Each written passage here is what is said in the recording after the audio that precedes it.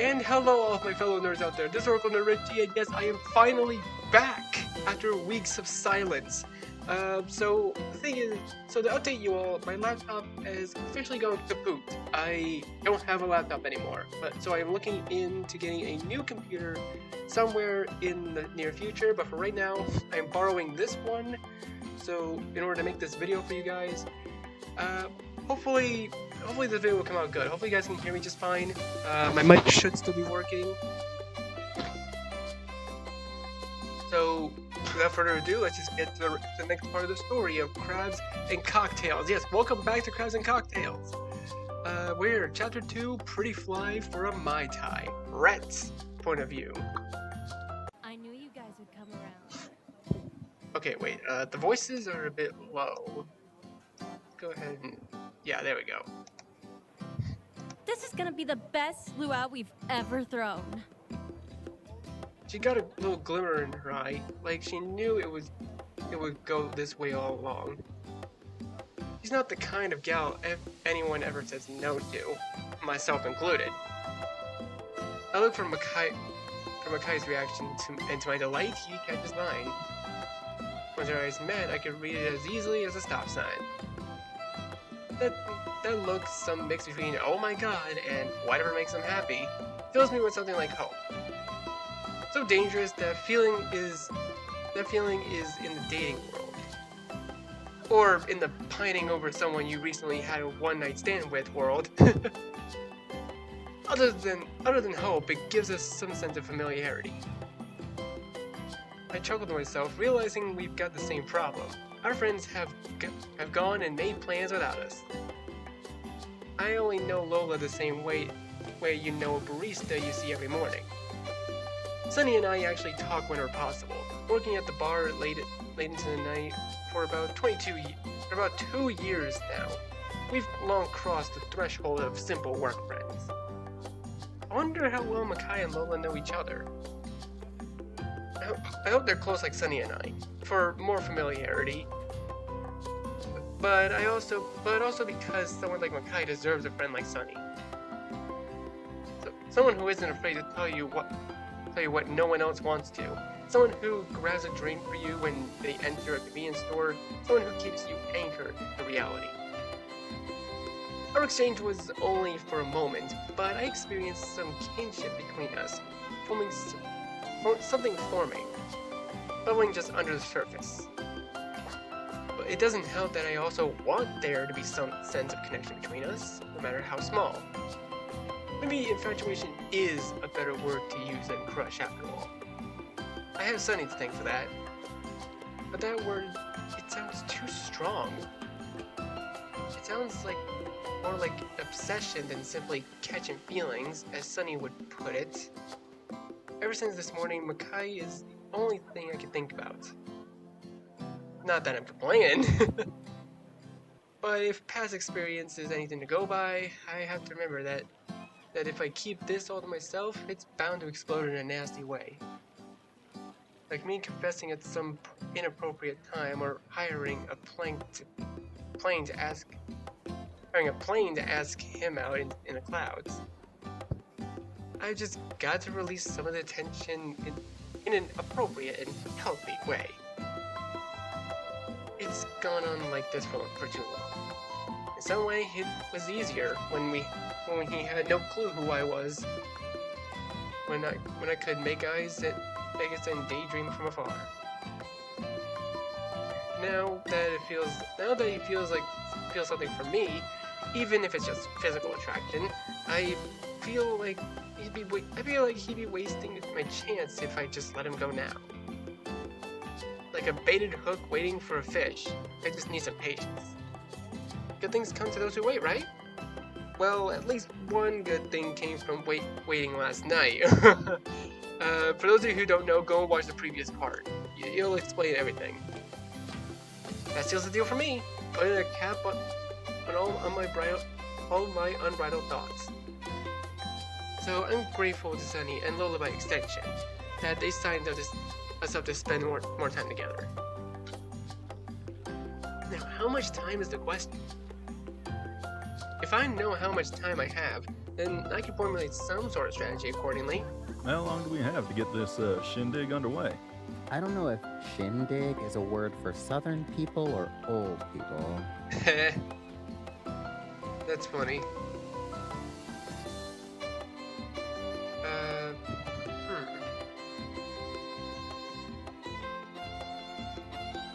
Try a little bit of both. Yeah, okay. I think the music is a bit loud. I'm gonna turn it down a little bit. Take a swig of my water on the counter. Luau starts the second week of May, so the 13th. We got about a week to put this together. Hopefully that's enough time. Now that we got extra hands this year, it should be plenty of time. I don't want too much of our work to fall on Sunny and Rhett. It's so considerate of him. I'll help y'all whenever I can. I say y'all, but I choose only look at Makai when I say it. It's a bold move. I like to think that it more than pays off when he bites his lip and averts his eyes, muttering out a thanks. I try to second guess myself, but his response could mean he's flattered or uncomfortable. I mean, to make sure it's the former. If I just knew he had absolutely no interest in me, that would be easier. When I could sever these feelings, let them mold off me like a cicada's exoskeleton. I'm not sure what he makes of me. Maybe he wants to avoid me at all costs and is now forced to see me. That's the worst case, but if I find out it's true, I'll break off from the project. I just have to be straight with him. My bold move continues to pay off when Lola and Sunny exchange looks of their own. Hey, Sunny, think we can use the hotel Wi-Fi to browse some more songs for this set list? Sunny looks a little confused, but bookended by the looks of Lola and I give him, he slowly catches on. Yeah, sounds good. We'll be back shortly. Sit tight, Makai. He pats his shoulder. If I'm not mistaken, she might also press his shoulder down. Then the two make a swift exit towards the hotel. Guy shifts in his spot. I don't think Lola would have left him here if he said something bad about this morning, and Lola definitely knew. With that thought in mind, I know just what to do. Can I make you something to drink? He looks at me, his shoulders rolling in relief. Yeah, that sounds great. No immediate refusal, he's just nervous. I'm surprised he's over his hangover already. I guess I've got the cure down pat. I'll keep the alcohol content low, just in case. Yeah, I think that's a better idea. Just none of those Malibu thingies, please. It's something akin to an inside joke. I'm happy to have something like that now. Even if it was at his expense, I suppose it serves him right, a little, for we're getting practically everything between us. Yeah, I can see why that means something.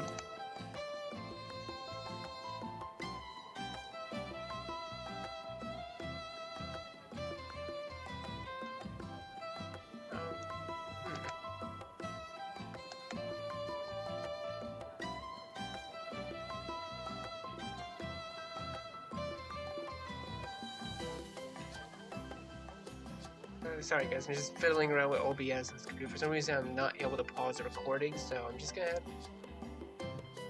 have to just go for a one shot.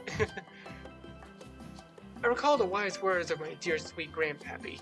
It's ugly to be spiteful. And I know I'm better than that. What can I get you? I don't really know. What's your favorite drink? Yeah, I'm happy he asked. An old-fashioned. What's that? Basically whiskey with some finesse. Bleh, sorry, I hate whiskey. I'll think of something. He scratches the back of his head. It always starts when he starts to think. It's funny how you can practically see all his thoughts just by watching him. Now, what should I make him? I sort through a list of customer favorites. It's best to narrow it down. Well, I'm sure you've had sex on the beach before. He flushed, even if the shade he looks like he's got sunburn all over his face. Not today. It's so honest, so specific. There's some silence, thanks to me holding back my laughter. Before long, I could practically hear the realization hit him. Oh, you meant the drink. Okay, that's honestly kind of funny. I'm not gonna lie, that was actually kind of funny.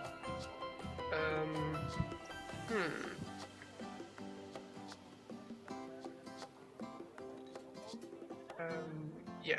Okay, yeah. So yeah, OBS is not letting me pause anything. This is really weird. Hold on, let me fiddle around with OBS real quick. Okay, well then. Never mind. Okay, so I've tried everything. I can't really figure out how to get it to pause on this computer, so I'm probably gonna have to fiddle around with OBS later. Alright. And just like that, the floodgates open, despite trying so hard not to laugh before. I curse myself for having done it. The goal was to make him as uncomfortable as possible. Laughing at him won't accomplish that. I feel a little less bad when he laughs along with me. Just like everything else, his laugh is also great. I heard a large share of his laughter, from giggling to roaring last night. No one laughs more than someone who's tipsy, after all. After mulling over what drink to make, I settled on the crowd pleaser, a Blue Lagoon. If he liked the other drinks so much, then I have a feeling he was going to love this. I've got some if you want to try. He nods eagerly. I bring out all my usual supplies: bar spoon, shaker, citrus press, the works. It's a simple drink to make, so a minute later I slide it across the counter to him. To my delight, he lights up at just the sight of it. Gonna take a picture? It may have sounded snarky, but it's a common occurrence here. He shakes his head. No, but I should have taken a video. You put it together so effortlessly. It's not that great. This is one of the first things they teach you to make in Mixology 101. But he didn't need to know that, and I didn't need to be resilient to a compliment from a good-looking man. I placed my hand over my heart. I'm flattered. Much more than I let on. He finally takes a sip and rolls his eyes back. Okay, it was definitely not that good. Is everything you make incredible? Don't tell me liquid courage took over that quickly. Whatever it is, I'm glad to see him loosen up a bit. Just quality ingredients mostly. Enough lemon lime soda makes anything go down easy. Though this particular beverage has lemonade instead. It occurs to me then, as I watch him sip through the curly straw. Wasn't he supposed to be working? Or was that a lie he told me? I should call him out on it, but I hesitate. I don't want him to be uncomfortable again. Even if I know I should. Just a little. He's already down one before I can form another sentence. Another? Yeah, just one more. Oh yeah, I've heard that too many times before. But I continue to fight every natural instinct I have for the sake of his comfort. Coming up? Thanks. That curly straw is the only thing keeping him from chugging it. I curse myself for not thinking of making him a frozen one. Amateur move. He gets through it in a couple of minutes, punching the empty glass across the bar counter from me before leaning back in his chair. Ah, I needed that. He stays true to his word and doesn't try to order another, to my relief. Ugh. I might regret this now, but I need to know. He sits up to look at me when I start talking. Did you, No, try again. are you not working today? He answered my question before he opened his mouth. His face drained of color, his eyes unsteady. So he was trying to avoid me. You should get back to it then. I about face in my spot. Something I haven't done in years. My mother's ROTC training she had me do, still etched into my muscle memory. It's like a 1-2 punch. First the guy I like lies to me, and now I'm thinking about my mother. Now I need a drink. Wait, Rhett. I'm sorry. I turn back around, slowly feeling a tad guilty. Despite not being the one in the wrong. He looks so defeated, but I can't let him off the hook just yet. Why'd you lie? I don't know, I just said it. I just needed an excuse to leave the hotel room. I didn't want it to be, weird between us. Like it is right now? He gives me the cutest look before nodding in defeat. I can't stay mad at him. Look, I get why you did it, but you can be honest with me. Hold on, let me turn up the voice volume a bit more. I can barely hear him. I promise. I won't strap you down against your will or anything. It was only supposed to be a metaphor. He's blushing again, but he coughs it off. As if I'd be the one doing the strapping. Oh my god. No. You're right. It was actually nice this morning. Actually, Yeah, it was different. I don't really understand what he means, but it doesn't seem to be a bad thing, so I'll take it. so you weren't trying to avoid me? Sort of? He's already being more honest. It softens the impact of the truth. I don't think you're weird or creepy. Well, that's good. I just mean, you're a cool guy. I wouldn't mind hanging out with you. Like, with this luau thing. I can tell he's being genuine, but there's something else. I don't press. He's being careful with what he says. Yeah, I look forward to working on it with y'all. I check the clock behind me.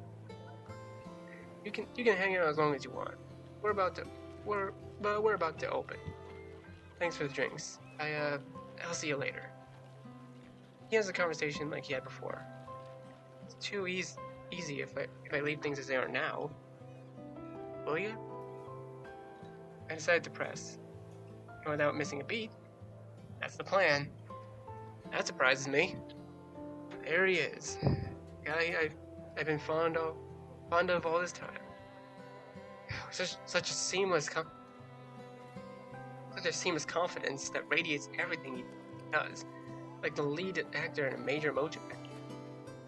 He stops my breath with just one instance of being in that presence. It's then that I realize, had he been like this last night, this morning, or now? I'd be the one fumbling and speechless.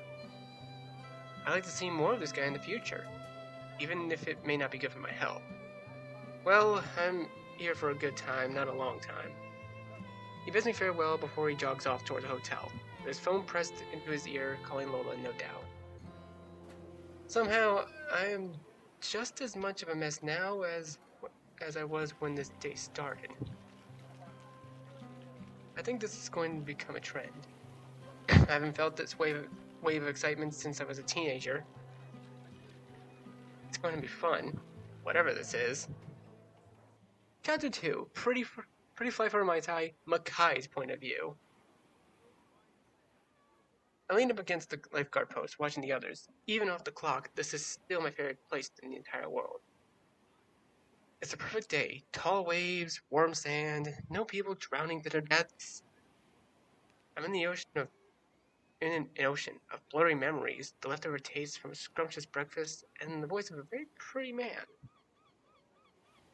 Lola takes her spot beside me, as naturally as a magnet is drawn to metal. She bumps into me playfully, but I don't react, still caught in the riptide of my thought.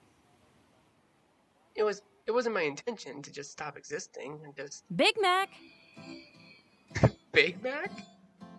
Like the sandwich from Burger King? Oh wait, no, that's McDonald's, my bad. I'm thinking McDonald's. She waves her hand in front of my face, and I snap out of my trance finally. I've always been in a bit of a space cadet or scuba diver? Regardless, what was that? I feel like I just woke up. I'm sorry, Lo. I'm just. I don't know. I'm just... what? Just a bad friend? Just losing my mind? Oh my god. You're caught in his dick sand. I'm sorry, what kind of fucking... I've never heard that phrase before. Now I hear her loud and clear, or at least I think I do. I've never heard anyone use that phrase. This game knows me. These developers know me.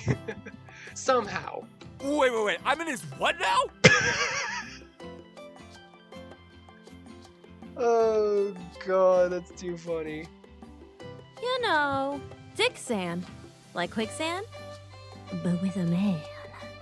Bruh, the way she phrased that. Phrasing. Somehow that doesn't explain anything at all. Before I can further investigate, we are interrupted. What's up, Steven? Steven approaches us coyly. He's one of our newest lifeguards, and he excelled during our CPR courses. Outside of that, I don't know much about him, but I hope to change that. In the normal way, that is. I don't want another Nathan fiasco. How are you liking it so far? Oh, I love it! That's music in my ears. I couldn't agree more. There's nothing more fulfilling than being a lifeguard. It always felt like a cheat code job. I got to be on the beach all day and help people and walk around shirtless? Where's the catch? I've always made a valiant effort to get to know all my lifeguards. It's a major part of being the head. And don't hesitate to ask us for help if you ever need anything. Outside of just being my best friend, Lola also makes for the perfect second in command. Even if it's not work related. She winks at Steven, trying to pull something. As good a psychic as she is, she tends to make work with play quite often. Yeah, we're all supposed to have each other's backs. Our lifeguards are also our close friends. We like to go drinking, have game nights, and we even went on a trip last spring to Spain during the slower season. I strive for our unit to feel like one big family, if possible. Thinking about it this way also makes it easier for me to scope the remainder of my beach night for nighttime companions. So you guys are good with men, right? Speaking of, not that I've been secretive about my pursuits, but somehow it feels like my personal life has been under the spotlight all day. I can't hear the man sleep with multiple men in peace. I let Lola answer. I'm already over this conversation as soon as it started. I learned about Steven the same way I learned about Nathan, from a safe distance. That depends on the context. Don't ask me about proposals or anything. No, there's just this guy. I'm nervous to talk to him, so I was wondering if you knew this one guy. He's being painfully vague. I'll need a name first. Oh, you know what? I'm calling it right now. It's gonna be red. It's gonna be freaking red. I'm calling it right now. I know how these stories play out. She cuts right through it. Steven shuffles a bit before answering. He did seek us out. If he wants our help, and by ours I mean Lola's, because I don't want any involvement in this, then he has to meet our terms. Simple as that. It's a bet. What did I say? What did I frickin' say? Look, you see this? Me and the developers, we're reading each other's minds right now. I swear we are. They're reading my mind and I'm reading their mind, okay? We are soul linked at this point of the game. I don't know what it is, but we are soul linked.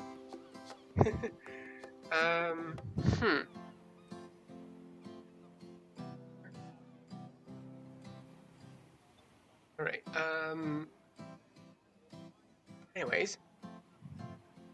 My stomach swirls. What did I eat today? Or was it the drink? The hell did Red put in my drink?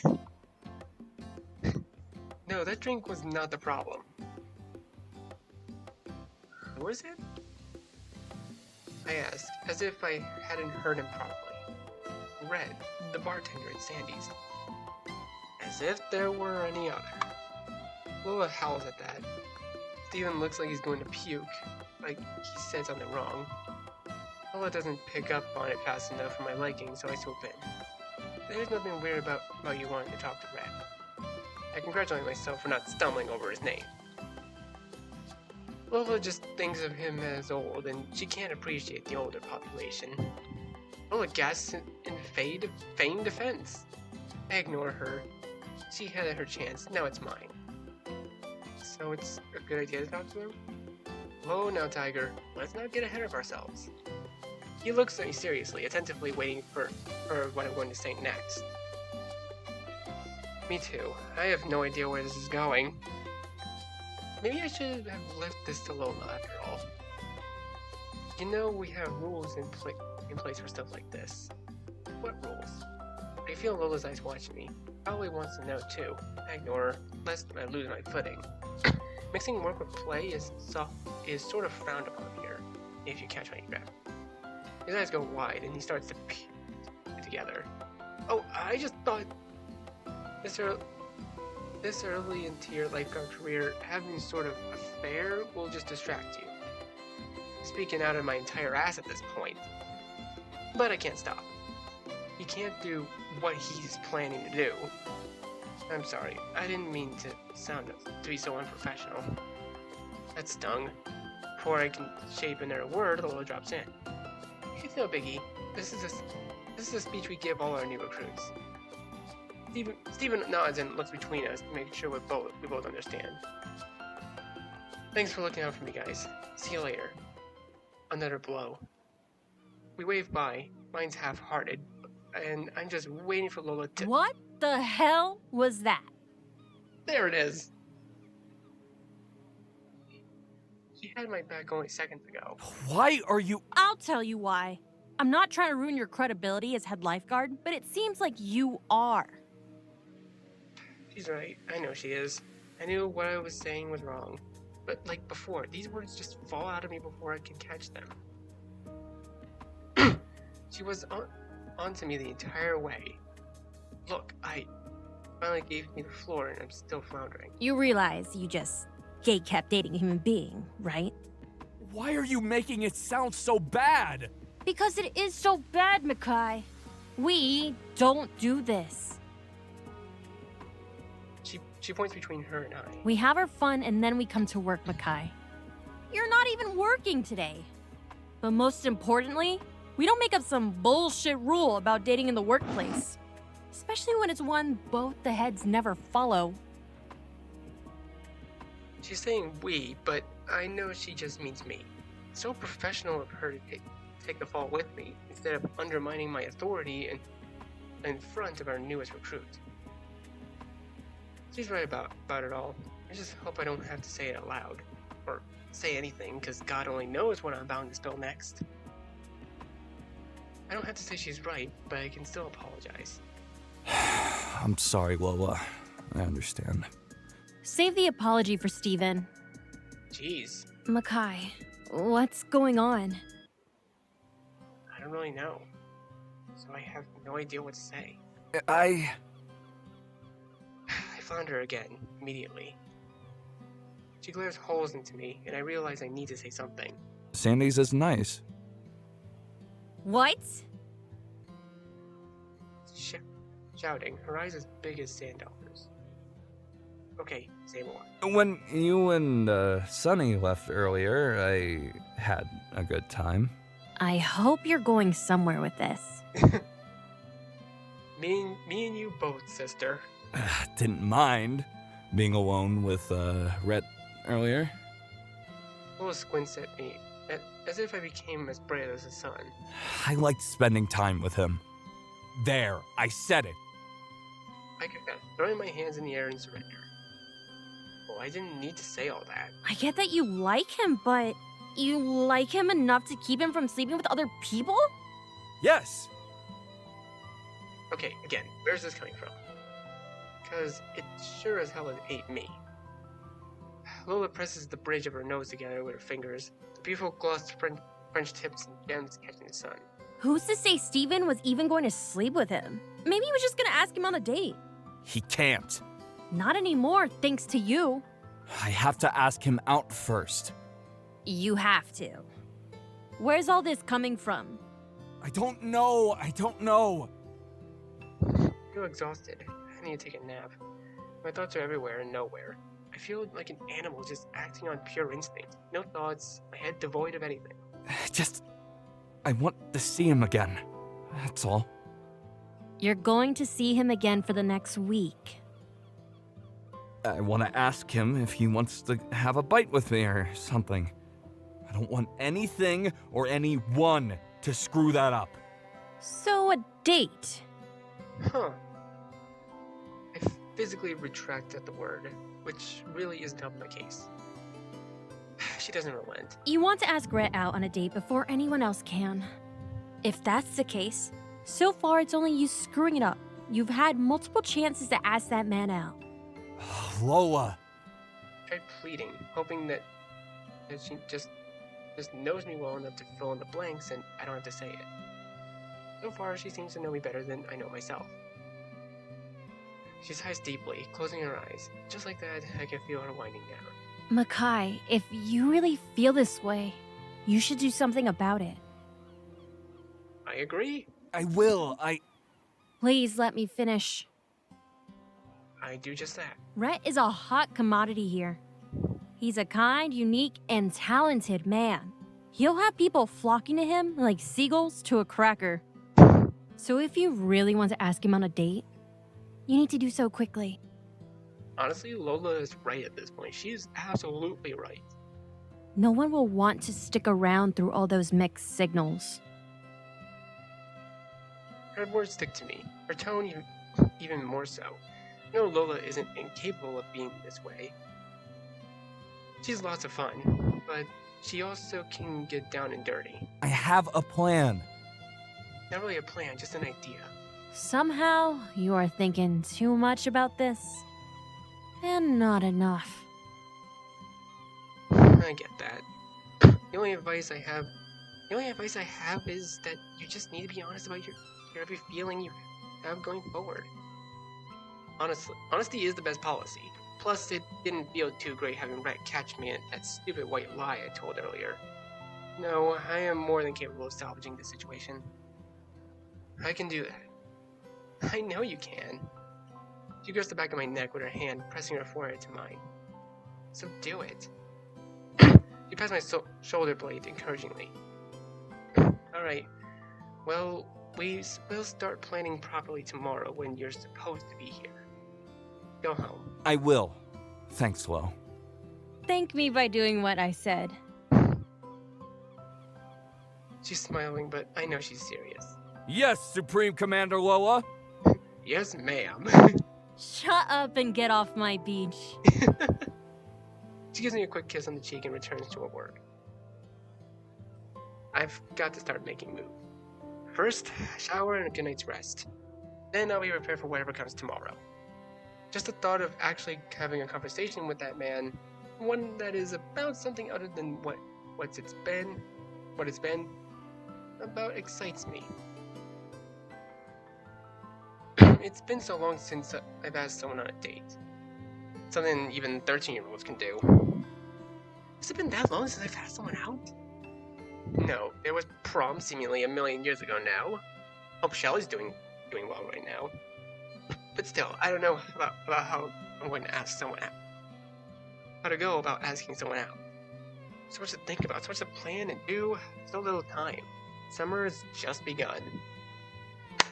Whew, wow, okay, that was a lot. But I think I'm gonna go ahead and leave this video here for now, guys. So, thank you guys so much for watching this video. Be sure to leave a like, comment what you think, share this video with your friends, and be sure to subscribe and click the bell so you don't miss a single notification. I'll see all of you in the next video. Goodbye. You say you wanna try, but you never do. Sugar, there's a